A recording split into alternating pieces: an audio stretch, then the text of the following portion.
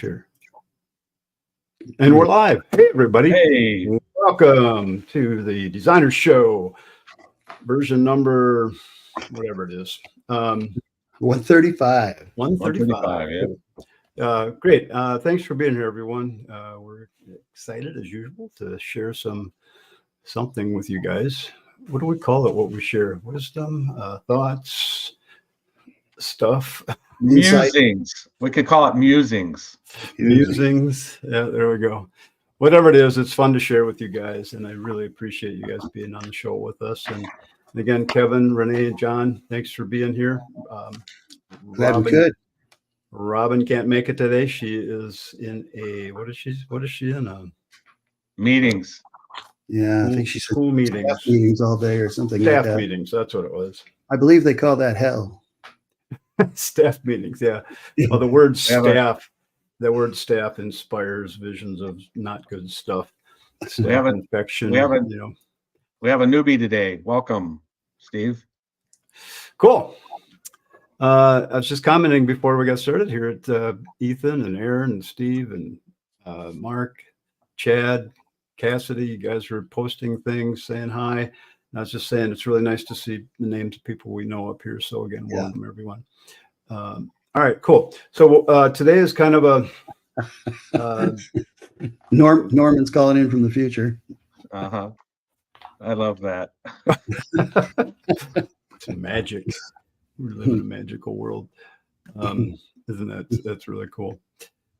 Today we're going to be talking a little bit about some of the processes that we go through when we're drawing plans. Kevin's got a little talk he's going to give about his thought process when he starts a project. Is that right, Kevin? That's kind of what we're going to chat about.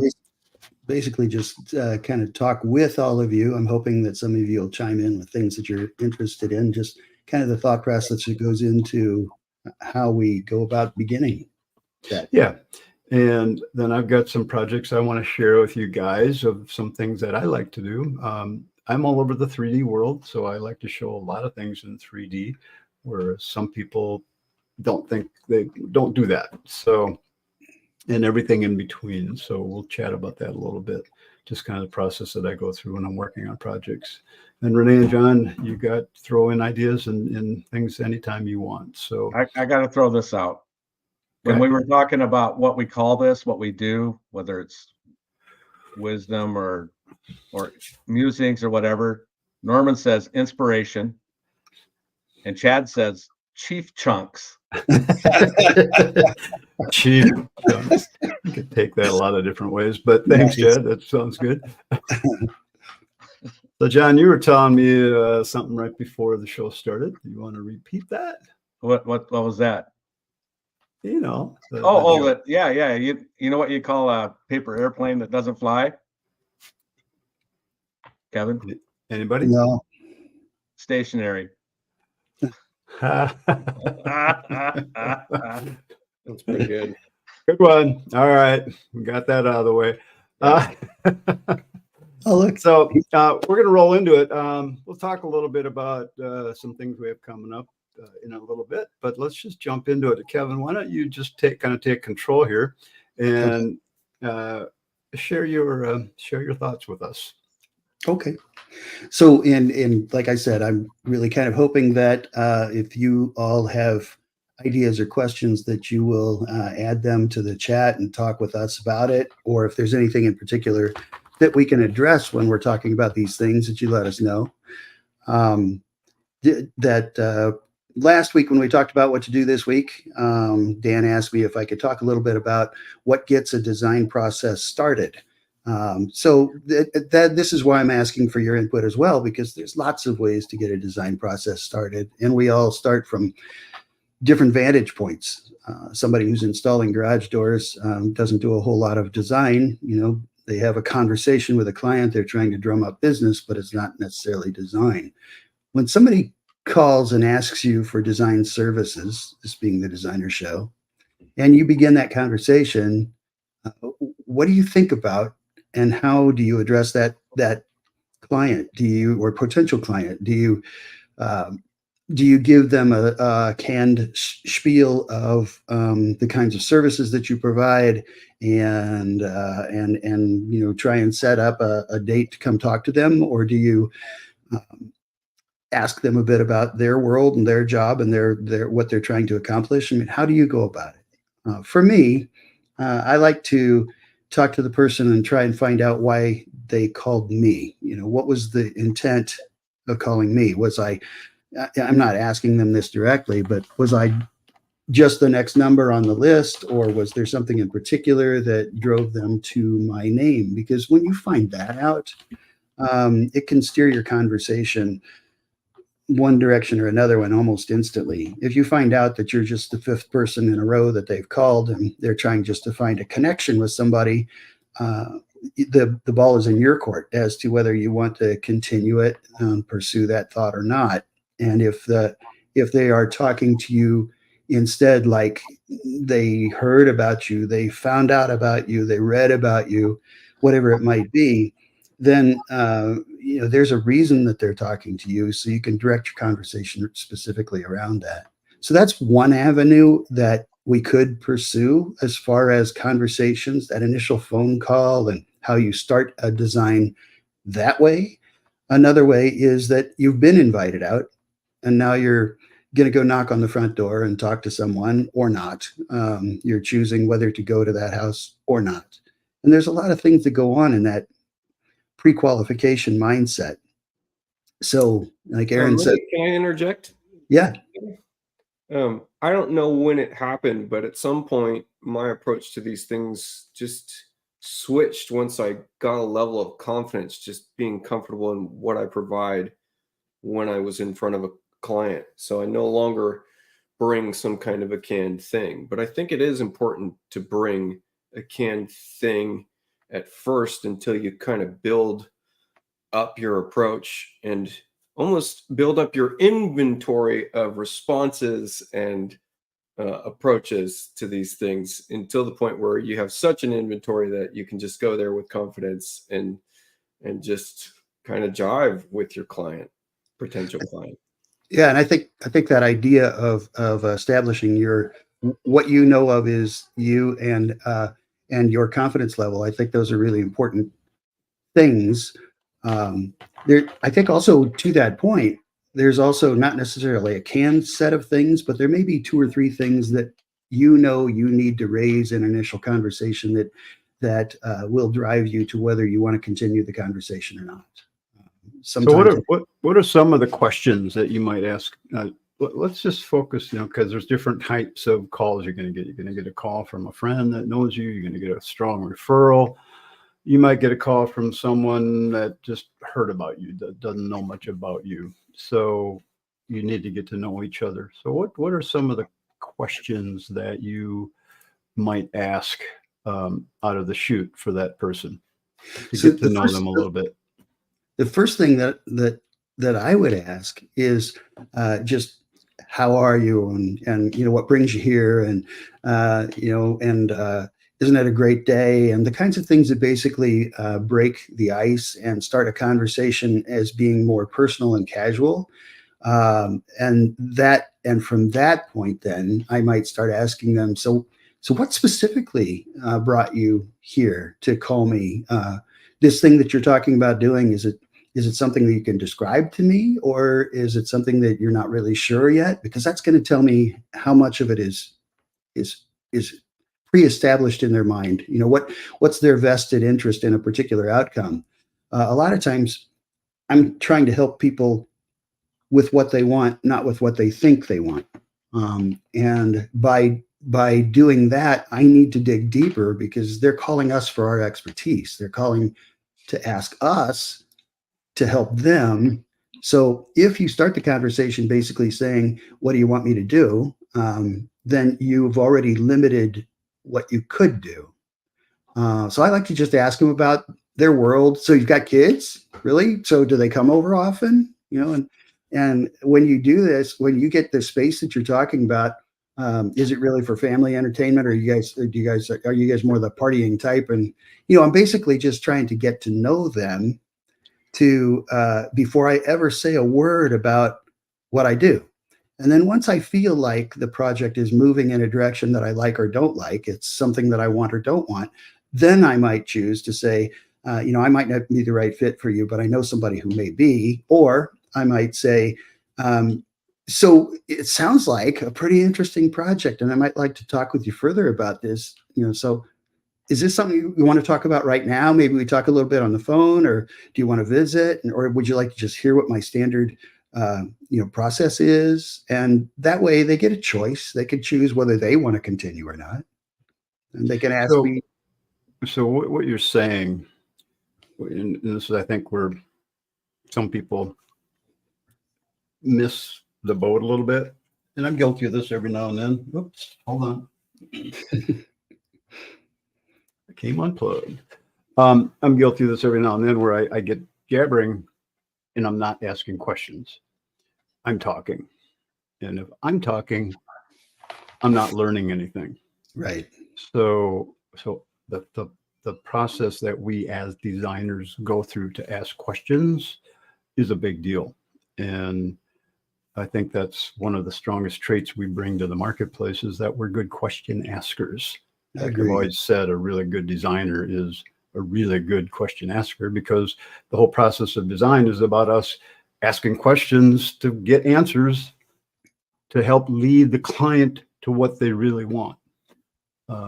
And I loved when you, in one of the shows, you talked about a project that you went to, and the client was going to take you upstairs to show you the project and everything that they wanted to talk to you about.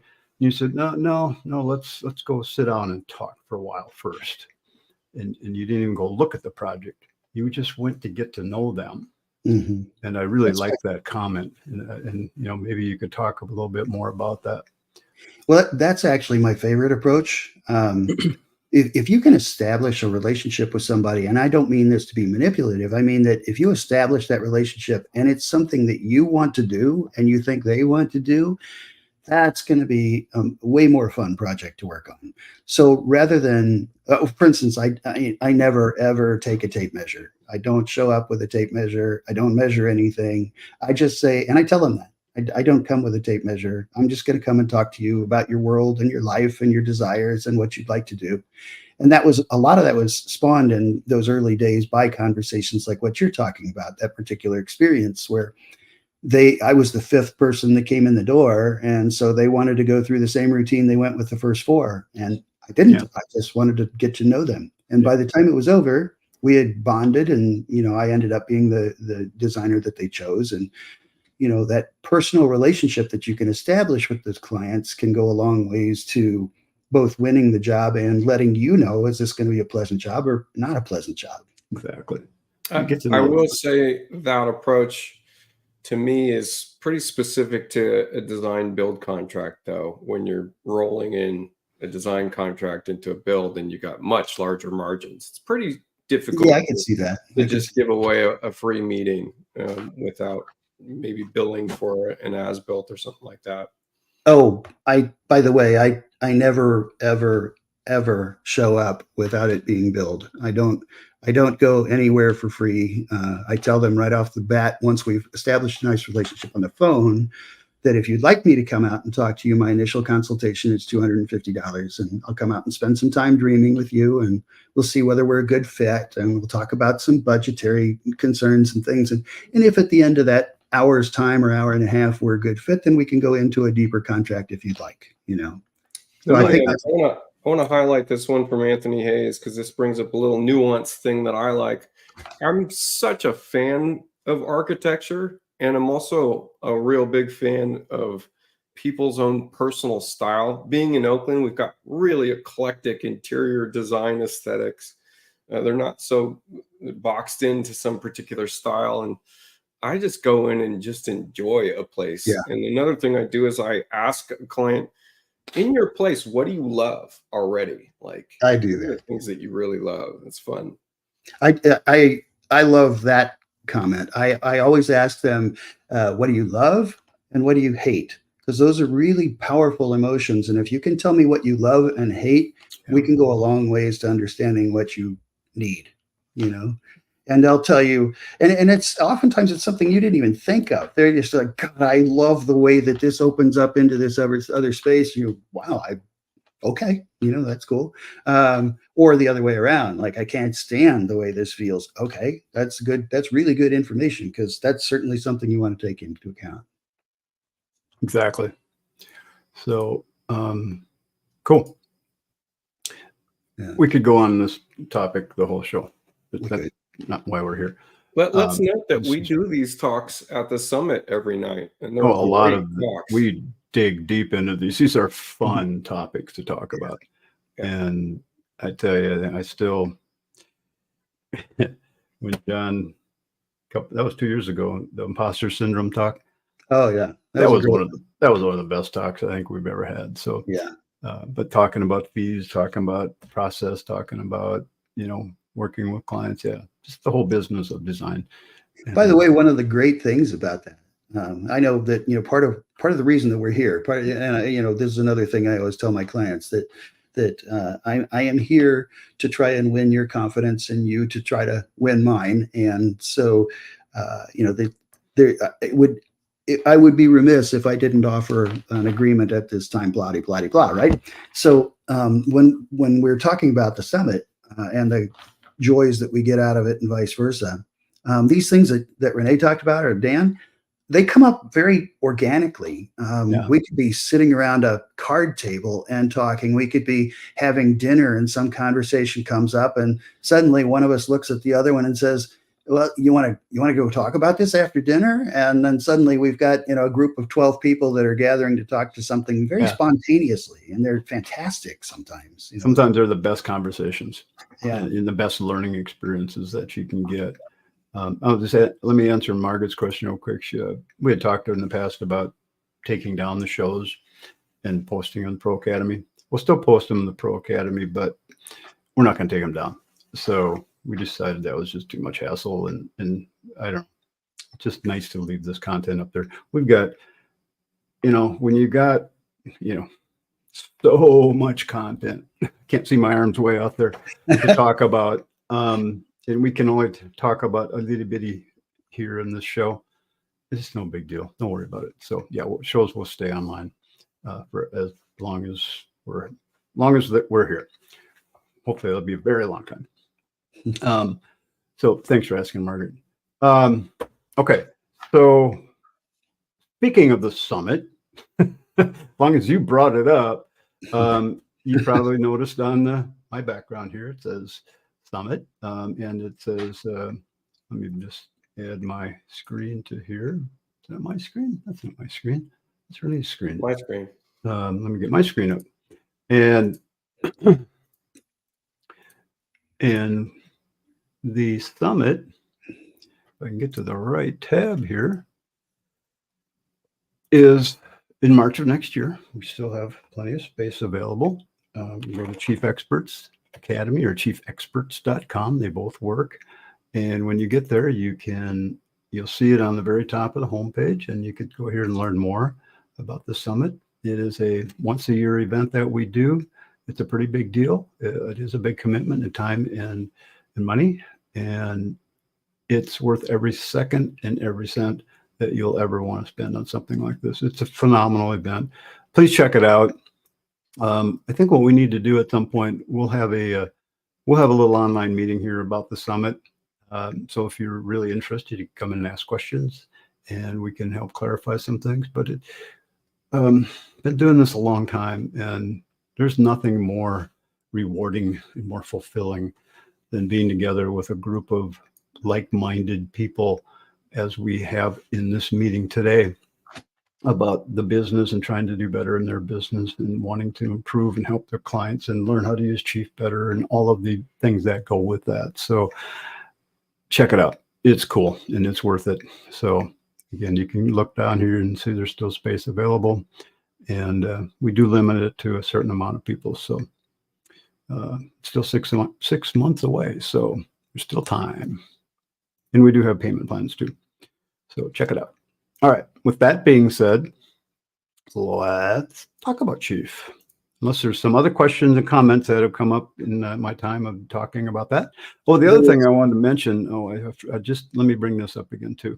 The other thing I want to mention is if the summit, or if you want to get ready for the summit, go to Chief Experts Academy again, scroll down to the second item on the homepage, and we've got a live class coming up here in Minnesota, second week of October 7th through the 10th. So you can fly into to the Twin. If you're coming from far away, you can fly into the Minneapolis-St. Paul airport. It's about a 10-minute shuttle ride from the airport to the hotel that we're going to be doing this at. We've got a great rate on the rooms. That's a nice hotel. They take really good care of us. They don't nickel and dime you to death. It's just a pleasant place to hang out. And that's where we'll be doing the training. So today we do a beginner intermediate class where even if you're new to Chief, still this is a good class. But if you've been especially if you've been using a while and you've never really had any formal training and you really want to get to know Chief and get to know how it really works, the 2-day beginner intermediate class is excellent. Then we continue on in the process, and 2 more days of we kind of go intermediate advanced. So if you really want to dig into some of these different areas and have a bit more Q&A time, check out the intermediate advanced class.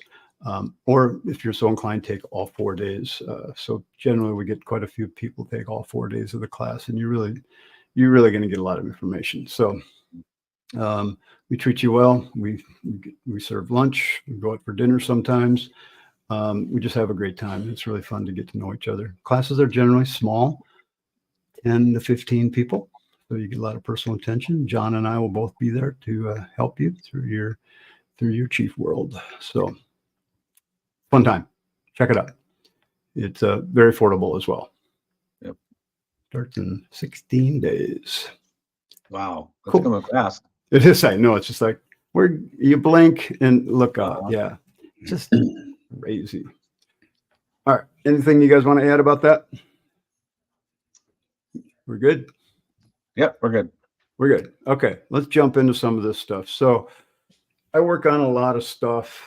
I mean, I still am on Chief every day drawing stuff. It's what I do. It's a big part of my business. I do teaching, I do coaching, and I do design, just like everybody else on this call.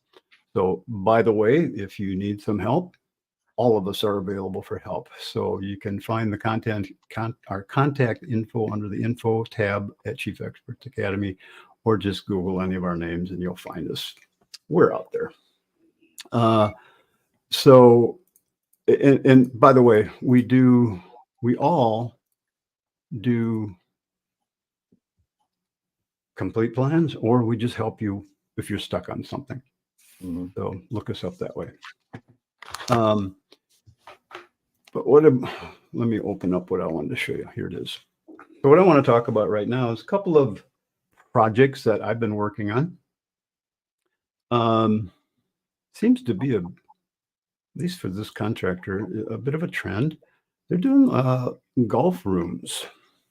You guys ever heard of golf rooms? Yeah. Did one about 25 years ago. You did? Yep. They had simulators back then? It was something, yeah.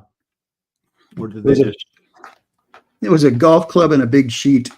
Uh-huh. Yeah. Basically, that's what it was. Well, nowadays with modern technology, you can go way beyond that. So anyway, we do a lot of these things. Getting my textures, damn it. Oh, I got something in here that shouldn't be there. But anyway, this is kind of the gist of what we've been doing. This will be the 4th one I've worked on with this contractor, where the room addition, that is the goal of it, is to be an entertainment room and to be, let me get those out of there. I think those are supposed to be outside. A golf simulation room. So you could have golf competitions, and with all the new electronic equipment, it's pretty cool what you could do. So anyway, here's the room that I'm working on. This is actually an addition off of a garage.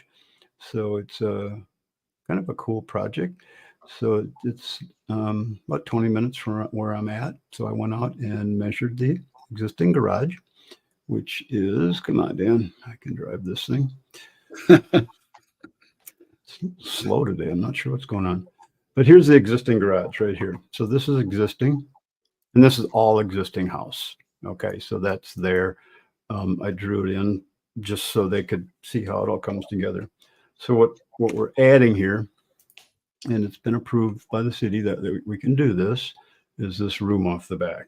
Okay, so it's a fun room. It's really a nice project, and it really, I think it ties in well with the house, except for that hanging bracket. I think they were playing with that. I have this set up. You don't need any brackets, but I think they just might want to put some on there.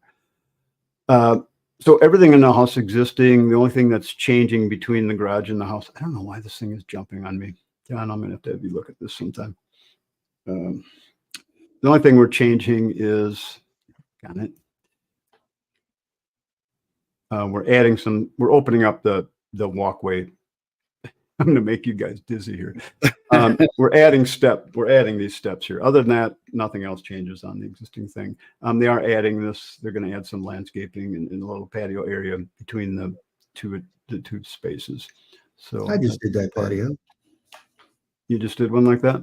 Yep. Cool. Well, what I want to show you here is, okay, so there's nothing too fantastic about the room addition. It's just a room addition that fits onto the garage, and I think it ties in well.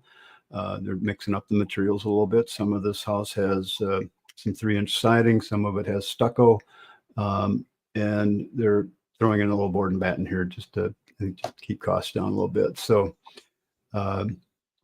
anyway, so what I want to show you is we've had a lot of conversations about the structure of this building, how to put it together. And so when I look at the framing in the plan, and that's what we use our plan views for, we can switch to the different kinds of views that we're going to work on. So we got, it's all concrete on, so it's no foundation, no floor framing on the first floor. But we got our framing for the second floor and how we're going to do some beams and get the joists. And one of the big challenges we had, well, how are we going to heat and cool this place? Because we wanted to add a furnace and do that. The garage itself here is already heated. They've got it insulated, heated. So the room addition itself will lend well to that, but we have to cool it as well. So we talked about doing furnace. So you'll see I have a little pink and blue ductwork in here. And then, of course, we've got the framing for the roof. So there's my framing. Pretty simple when it comes right down to it. Let's take a look at that in 3D. So sometimes what I like to do is that when you're working on 3D and you hit Chief's framing camera, it brings up the whole plan. But a lot of times I want to work on just one floor at a time. So I'm going to go to perspective floor overview. And then I have a default set up, which actually all it does is really switches the layer set. You could just do this with layer sets too, but so now I have one that says framing for the entire plan. So it's really basically the same layer set that I would use when I'm showing the whole house. But here I'm just showing it one floor at a time. So that makes it really easy.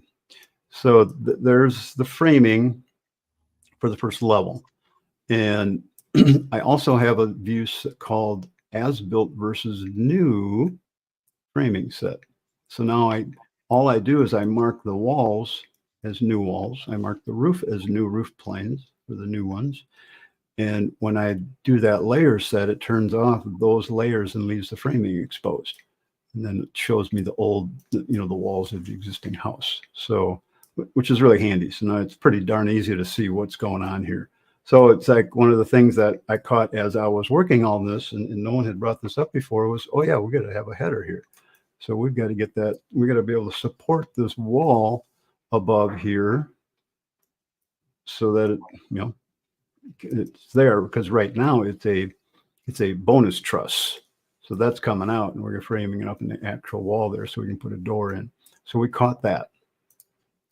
And then, okay, well, that's cool. So how do we get our ductwork into this? So we decided we're going to put a furnace, little room in the existing garage right here, and we'll vent that right out. So we'll put the furnace in here, and the cooling equipment will be out back.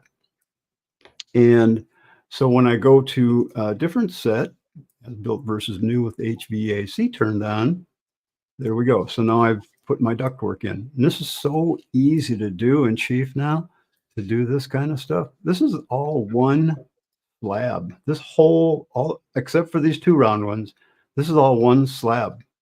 It's pretty cool how this works. So I could take this and just copy and paste it. Does it not like it over here? Oh, doesn't like to do that. Interesting.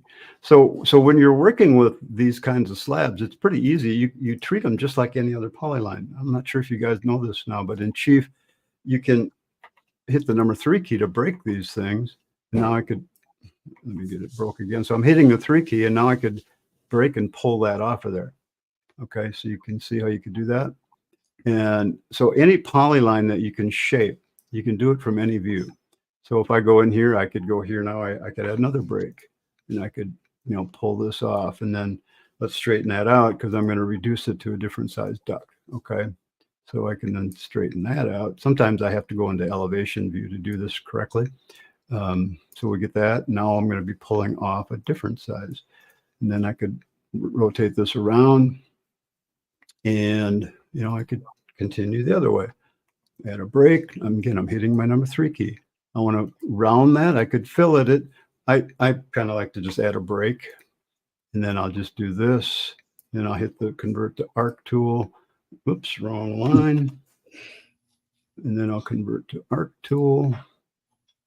And then I could show that, you know, that's a rounded end. So, oh, it's not working. Come on, work. Oh, you know what? I think I was crooked. When I was in that view messing with that, I think I am not coming off straight. So that messed it up a little bit. Anyway, that's the general idea. So the whole deal here about plan review is, okay, this is easy to look at. Framing, it's easy to figure out, okay, I got the ductwork in, we're doing floor trusses. So we had a whole bunch of issues we had to overcome. We wanted to keep the floor height on the second floor the same as the first, you know, the same as the room addition, but we needed at least 10 feet of ceiling height. We got 10'2", and we used a 14-inch floor truss so we could get all our ductwork in the floor. Went over here, we created a big chase way. That is where the ductwork is going to go. We didn't need trusses or anything, so we just put some 2x8 joists in, 2x4 for the ceiling joists, and we got tons of room to put our joists in. We got a little header going through here to support that railing. That's all we're supporting is a railing. The trusses will support the railing here, and we've got bearing walls here that will support anything that's going on here. So worked out pretty well. And if we keep going up, then you can see the roof framing is turned off. Let's get that turned on. You guys do this kind of stuff at all? I was just thinking about that. That what you're showing is a very detailed 3D drawing that is going to be good for the build process. But I know a lot of the people that we talk to aren't involved at this level. So the capability there to do this, but that doesn't necessarily mean that you don't have to look at this and be intimidated that that's too much for you. You know, exactly. Part of it is my experience in doing framing because I was a contractor for 20 years. So I know how to do this stuff. So I get that. So someone that's not an experienced framer may not know how to do all of this. But you're going to have to draw cross sections. No, anyways. You're going to have to get it drawn anyway, whether it's just a cross section. And the cool thing about doing this, not only do I get to show and have the 3D, you know, I can show that, yeah, we need full length studs here going up to that. So we're not going to put a little, you know, pivot point in that wall. You know, I can show where the beams are just by doing different colors, different materials. But when I do my cross sections, they're done. All I got to do is label them. So when I go into my cross sections here and I look at this, I don't have to draw much because it's already here.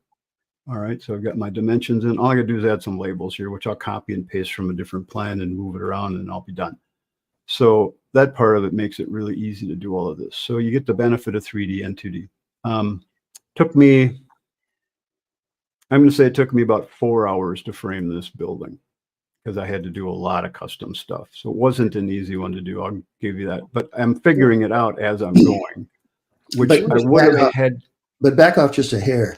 If you know, okay, so it took you 4 hours because there's a lot of complexity and customization in there. But to get 90% there, how long did it take you? Well, so let's talk about that a little bit because how do you get to the framing of something like this? The walls are super easy. Floor systems, you know, I framed it and then I deleted and drug out a bunch of trusses. The thing that took me, I think, the most time was doing this chase, this floor system here and the, you know, ceiling framing below it. But, you know, while I'm doing all of that, the trickiest part of this whole thing is straightening out your 3D model to hold the framing properly.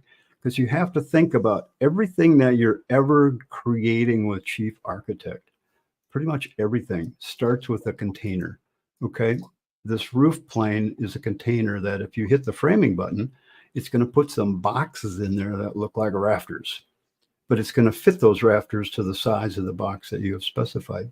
When you click on a wall and you hit the framing icon, you're going to fill this wall in with boxes that represent studs based on the thickness of the wall that you've created. So all of the things in Chief Architect, all you're doing is creating containers by creating the 3D model. So create the right size floor thickness, create the right size floor roof truss. And what I'm doing here to create these trusses, you can't create a parallel cord truss unless you use ceiling planes. Exactly. So you get the ceiling plane in the right place, and then draw a truss over it, and it's going to put the truss in. And then you just click on the truss, tell it to be an energy heel. So it creates that tail like this, and then lock the truss envelope. Okay, that way it'll never change if you move it around and stuff. It'll always keep that shape. Because what Chief does when it creates a roof truss is creates a polyline box. See, when I click on that roof truss, see that box that it creates? Let's not get any further into this. Oh, but I can take that box and make it any shape I want. Once I've got a truss. Trying to get the webbing the way you want it. I don't care about that. I rarely change the webbing. Once in a great while, if I need to create a chase for ductwork or something, but I just put on their trusses per manufacturer. They're going to put it on the way it needs to be done anyway. So if that's the case, I'm just trying to interview you a little bit, but if that's the case, and there are times in there where you're just looking at things saying, well, that part's really not needed because somebody else is going to figure that out anyway. Right. You can or we can help you, but you can look at things like this and say, what parts of this do I really need to generate? You know, am I going to be able to work at Dan's pace, or would I spend that same 4 hours and have something just as workable because my resources are going to determine those things for me? And I think the answer to that is going to depend on your ultimate client base, but you certainly can. You know, you can generate this same thing with a bunch of good ideas and press automatic framing and get close to what this is. Yeah. Hey, Dan, could you show that cross section again? In fact, sometimes when you just click the build all framing, so you click on this, and I do this a lot during the process of drawing a plan, is I'll click this button. This is an X16 only. Actually, 15 had that too, I think. And then I go look at the framing and go, oh, well, that all looks good. That doesn't look so good. I better work on my modeling for that. And just, you know, so you can kind of see what's working and what's not. And then you know what to go focus on. All right. So I want to just give a little tip and trick out there for anybody that wants it. You see all those graphics to the left of the person that you have there, which seems to be some kind of a half wall or something going on. Yeah. To the left, further left. You got some kind of a railing and then two pieces. Well, it's cutting through the steps. Right. Okay. I'll just give a couple tips. I'm going to share my screen real quick. Go for it. In case people don't know this, so back clipped cross section camera, and a lot of times when I'm doing my cross sections, I only need it to capture the truss and the floor joists and whatever other element, but nothing more than that. So a lot of times I will do a back clip cross section that has barely any depth to it at all, meaning that maybe I'm doing a back clip cross section that's 16 inches or something like that. So sometimes I'll do that on projects, and I'll draw a truss between that back clip. And that's all the framing I do. All of it, right. Just to help me get my cross section looking a little more like there's a truss there. So I'll draw a floor joist there, that kind of a deal. oftentimes I'll come in to say a roof plan and I'll do the same thing. Let's go ahead and build all framing. And then I'm going to pull my cross section view and I only need to capture this one framing member. Right. So you can actually use tab input and just say, hey, I only want a 16-inch back clipped cross section. And another thing to note is that if you did have something here that you did not want to display, do keep in mind that we can break our camera. So if I go back into my working plan view, we can actually use the break tool, break our camera, and drag some element so that it is avoiding. Look, Exactly. I avoided this wall entirely in my cross section. That's going to clean that up. Maybe Right. So that line that that creates that camera is like a CAD line that can be broken, reshaped, and you'll get different viewpoints. Yeah. And you- And then another thing to note is that maybe I don't like the way this looks in my plan view. You can slide. There's an edit handle to actually slide your camera over across this line. Maybe you don't want to show that line at all. Maybe you don't even want to show this camera. And in that case, you could actually use the call out tool, drop in a new call out, and you can actually link this to that view that we're producing. And in the call out label, then I could say, and let me link it first. So I'll link it. So I get to the link panel. I'm going to link this to that view I just created here, cross-section views. Never had reason to do this, but it's nice to know that that's there. Right. Cool. So we can copy it to something else, and then we can come into the macros and object specific. We could say that this is the linked view call out label, and we want that linked view call out page as well. Linked view layout page label underneath it, so that whenever that view is sent to layout, you now have a representative call out marker if you wanted to. Those chief programmers have been busy, haven't they? Yeah, they have. And then I'll show one other thing that Kevin kind of brought up the other day is, let's just say I want to frame these two walls. And so I can select those two walls in my edit menu, edit toolbar. We can frame those two. I'll go ahead and turn on the display of that. And we notice the stud layout here. Something that we discovered is that you can frame by a reference marker, but please note that it's only going to reference one marker, and it supposedly is the first marker you drop in there. Yeah. So what I mean by that is we get into the build menu, framing, and drop in a marker like this. And I'll drop this marker right on this wall, and then I want to rebuild this wall's framing. And it frames to the center. It'll frame to the center of the marker. It's going to move over to that marker. Right. Now, does that move the joists and the rafters and everything? It can if you have your settings set up that way. But only for that. One other thing is that this marker is also going to be what's used for this wall if, in fact, you rebuild this wall as well. And notice it lines up. Oh, there you go. Okay, so it's something important to know. I never thought of that. You don't have to have it. And then I'll just finish this thought, John. I hear you. Let me just finish one thing. I'll also come in here into, let's see, structure, I believe. And once you have it the way you want it, you could click on retain wall framing. And now the next time you build this, even if this marker is moved over, notice we don't even have the option to frame the wall anymore. It's gone. Yep. And that's because we clicked retain wall framing. So there's that brings up, let John go because he was trying to. Yes, that brings up a couple of thoughts, but John's been waiting, so let's go there. I was just going to mention, if you don't put the marker in there, it's pulling your framing off of 0Y and 0X. Yes. Yeah.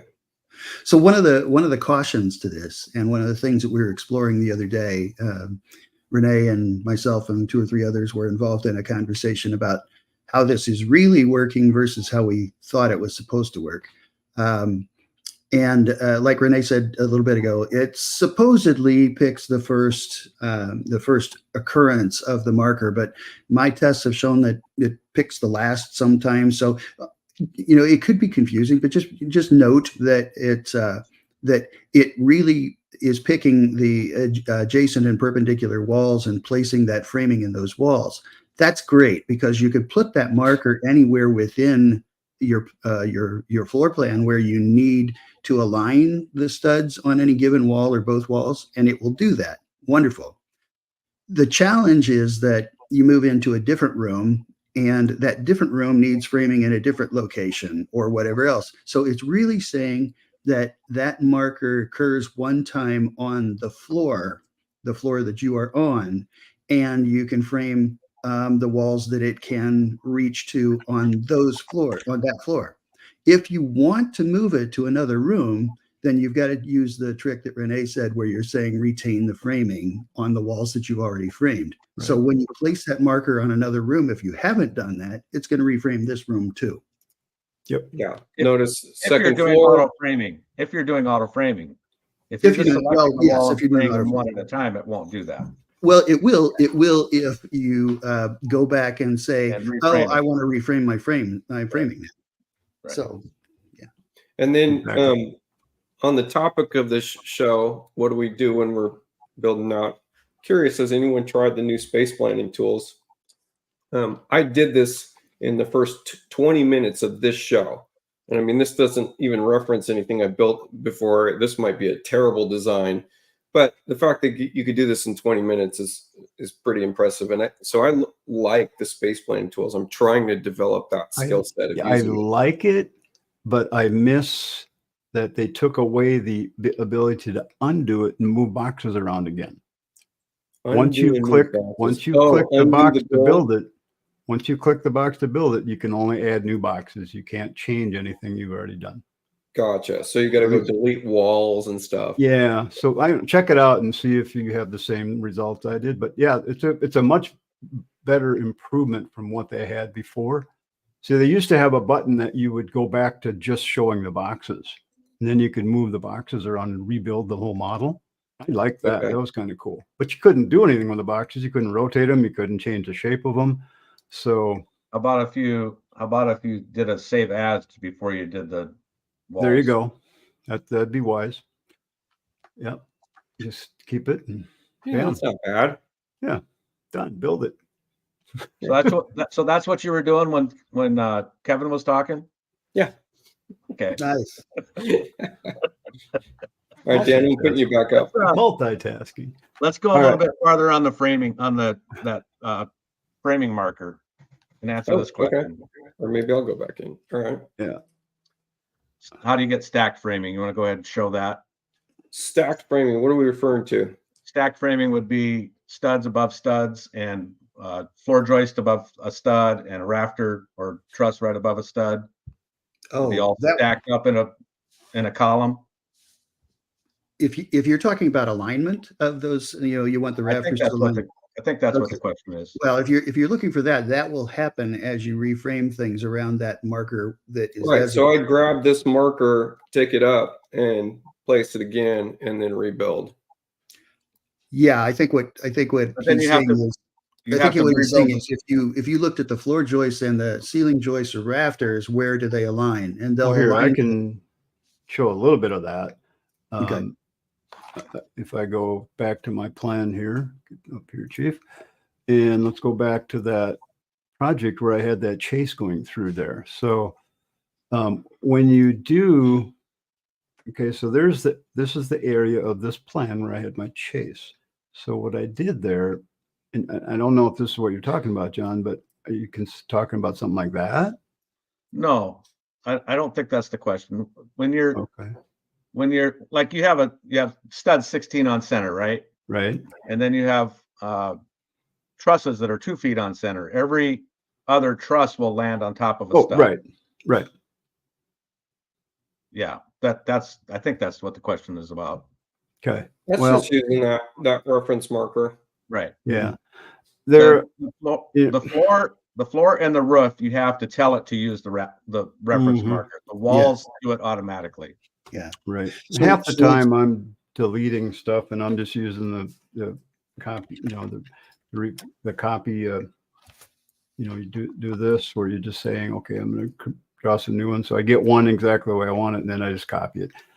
Which is great for those individually, but if what you're looking for is that you're going to mess with the walls, you need your rafters to align, you need whatever to align, then you can do that by simply going into the designation for that roof plane or the floor plane or whatever, and mark it as use the framing reference marker, and then it will respect that marker.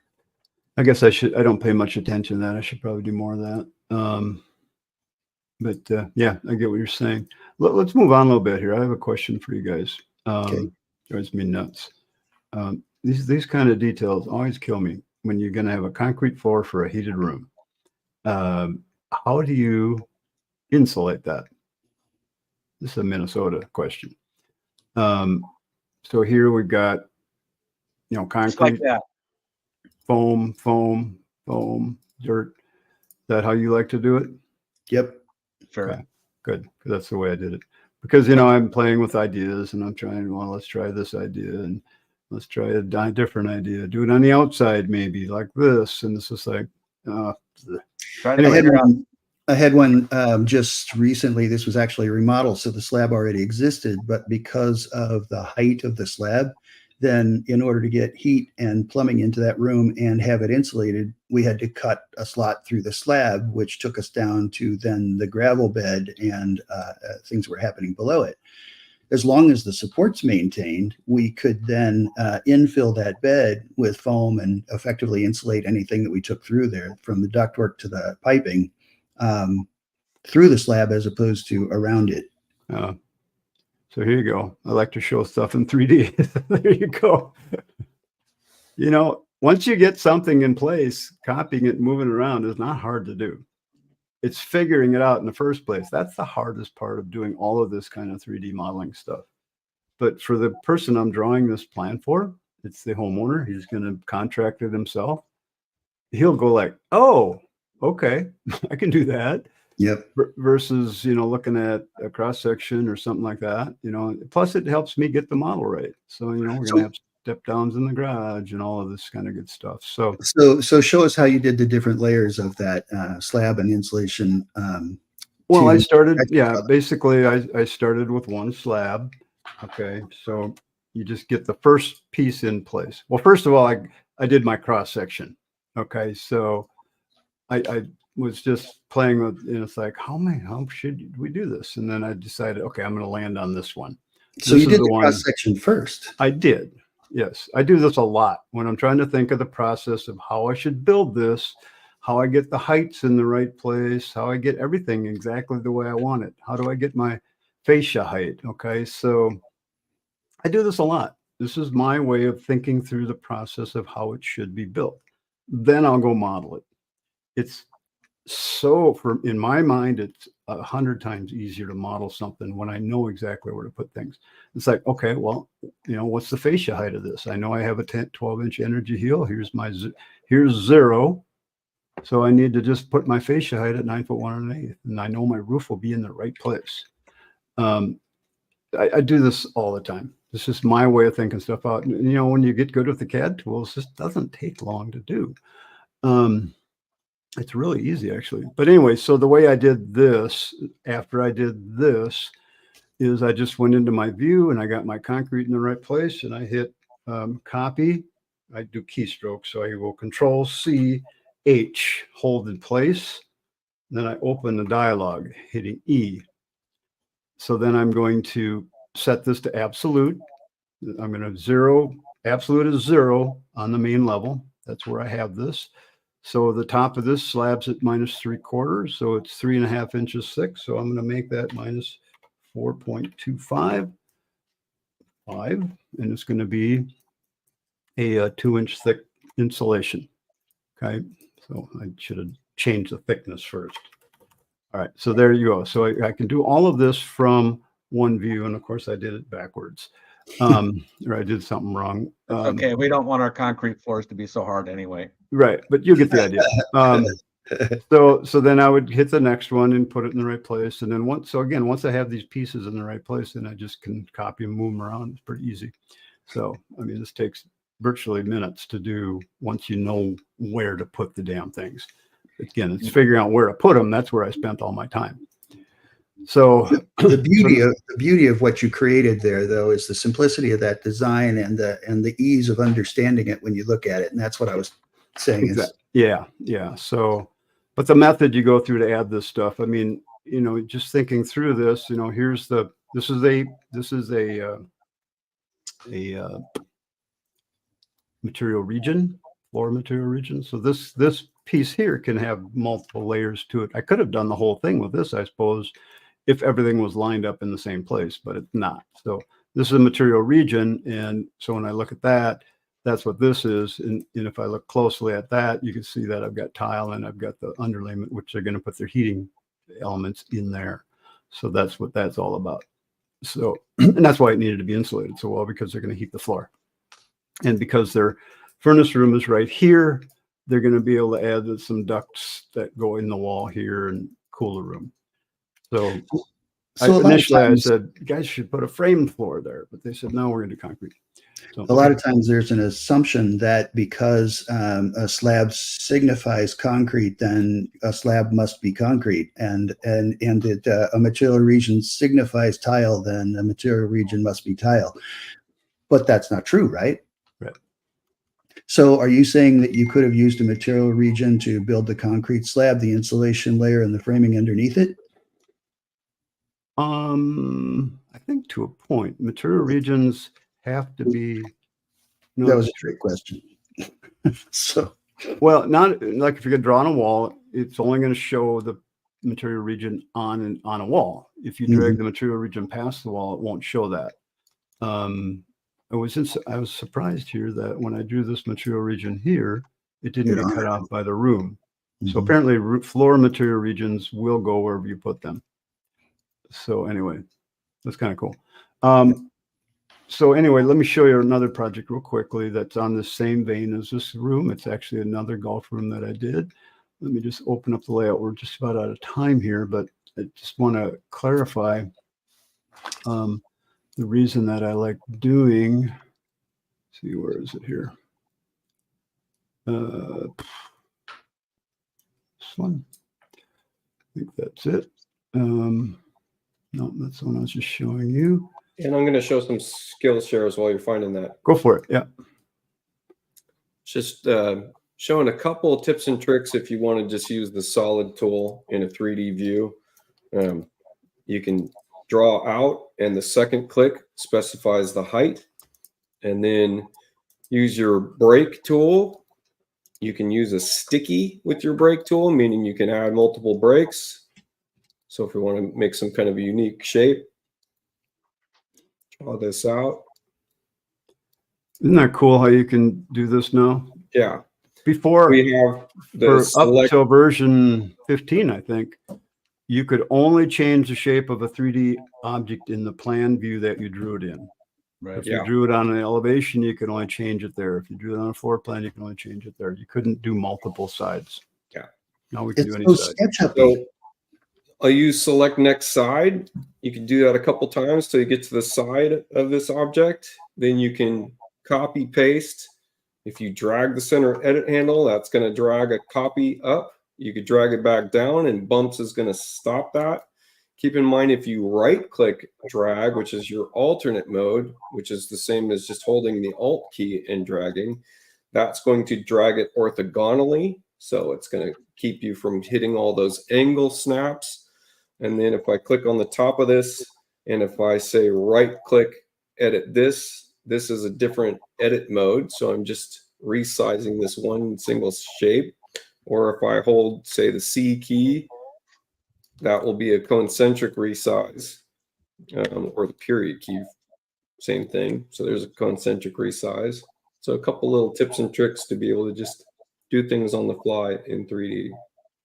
Cool. Dan, I'm going to give you back the stage there. Good, thanks. Real quick, another golf room that we did, and I just want to show you the results, the layout page that resulted from this. So again, 3D modeling, just the way I did before. So we've got the room addition for the house is right here, coming off the back of this house. it's a very nice backyard. They got a sport court, they got an outdoor kitchen, they got really a nice backyard. So it doesn't surprise me that they're doing a room like this. So there's the existing, and even on something like this where I'm only doing the room addition off the back, I measured the whole damn house because it doesn't take that long. So we knew exactly how everything was going to look when it was done, because it was a long drive, so I had to get it all done at once. Anyway, here's the room. Here's the room addition we're adding on. Plus, we needed to kind of know where mechanical and all that other stuff lined up and how it worked. So let's go into that room and bring up the 3D view. I'll just bring up the whole building. And there it is. Nothing fancy. But it's still a, what's it, 200-some-thousand plus room when it's all said and done. But this was a tough one to figure out how to frame, believe it or not, because half of it's, we got the lookout going on in the basement. We got some crazy stairs coming down that had to fit just right because we didn't have a lot of extra room to mess with to get the stairs down into the room. Plus, we had to have a grade height where we had to get a door going out. So we had some crazy things going on. I don't know what happened to my frame on my window. But it was a little tricky to figure out the framing, and we did, spend a fair amount of time on the framing on this particular project. So, but here's what it looks like. It doesn't look like anything special, but they kept changing the windows and doing this and doing that. You know how clients like to change things. But we finally got it all figured out. A lot of long studs. They're going to do a lot of the LVL studs because of the length. They want to keep them straight. So we put all those in. So, I mean, they can look at this and go, oh, yeah, that's how it should all be framed. I could also switch to my, again, as built versus new, and we can see how it fits on the house like that. So, I mean, picture's worth 1,000 words. In this case, it really is. So that's with all the cases. But let's go look at the layout page now. Because I did that 3D framing, as I go through the final project layout here, come on. Okay, so there's our elevations, no big deal there. But when I get to the framing now, okay, so I do like to show 3D framing on my plans. This one's showing a shadow. I would need to go turn off. But when I get to the cross sections, okay, so here I'm fading the house out in the background. That's the setting that you can get in your elevations. In fact, you know what I did on this one? I didn't use that. I used a whiteout box, I believe. Yeah, I took a CAD box and I put a fill style in with 50% transparency, made a solid white color rather than using the fade tool because I wanted the stuff. Depth Q is what you're talking about. Huh? Using the depth Q is what you're talking about. Depth Q it's called, yeah. But I didn't want this stuff faded out because this is all on the same plane as the rest of the house. So that's where I use that CAD box. I just put on a white filled CAD box. And John, you taught me this one. This is really a good process to do it like that. I use that for covering up PDFs when I'm tracing over frame surveys and stuff. Yeah. So Same thing, yeah. So anyway, so continuing through, so there's my cross section. There's my cross section through the model. We got the 3D. I got the cross section. I added the labeling, and as I keep going here, I had to show I showed the front wall as well because they wanted to see where everything goes. We didn't need headers up here because we got the roof up here and all of that. So it worked out really well. Again, the time spent on the 3D framing, it's a fair amount of work, but we again went round and round with the framing on this. And again, everybody knows exactly what's going on. And, I like to take the my load path members and color code them, which it looked like you were doing as well. And that's a great conversation piece, especially like on a Zoom call to an engineer or something like that. Yeah. Yep. Can I steal a couple minutes here? Please, even though we're out of time, go for it. Yeah, why not? A couple of people noted a few things here. Let's see, Alan Lemon and Alan's from California. We're all using OVO framing, OVE framing, or advanced framing. A lot of times that really depends on if your local municipality is adopting these particular practices, and you might have to fight for it. Is my comment on that. And then New IECC code is requiring continuous installation. We've had that for a while in California. It can be particularly challenging for remodels when you are abutting an addition up to the existing space, but you're abutting one wall to another. So how do you do a new energy efficiency wall? Do you have to rip all the exterior siding or surface out to put in your continuous installation? No, you don't. But then that requires what would be called an energy calculation. There are some methods for this. So if you're getting into adopting this new energy code stuff, reach out to us. We've got some solutions for you. And then one last thing I want to mention is that if you go to my website, rabbitdesign.net, I did just build a little code bot. And so you got to hit this hamburger menu, and then you come down into resources, and then code lookup and resources. I did just build a bot, and it takes a second to load it, but it's in the bottom right-hand corner. And you should be able to ask it code questions, and maybe it'll get it right. I have no idea. Give it a try. Check it out. That's on my page. If you want to just go straight there, it's rabbitdesign.net. Rabbitdesign.net AI. Cool. Yeah. Or Rene, are you just monitoring that and just typing the answer all the time? Is that what you do? Yeah, right. Yeah, right. If you guys aren't using AI. Code book like 7 times now, and it's a terrible read. I don't recommend it. Yeah. Well, if you guys are looking for help, AI is a good place to start in many cases. So I'm just truly amazed that every time I use it, what it does. Just any, it's just like having a conversation with someone that's smarter than I am. So cool. Well, everybody, thanks for being here. Next time we're going to do plan review again, but what I want some of you guys to do is send in your plans. And if you go to Chief Experts Academy and you click on the hang on, there you go. Oh yeah, thank you. Click on the Designer Show link at the top of the page, and you'll scroll down here a little bit, and there's a place right here to submit your plans. In part of the submittal process, you'll have to answer a couple questions.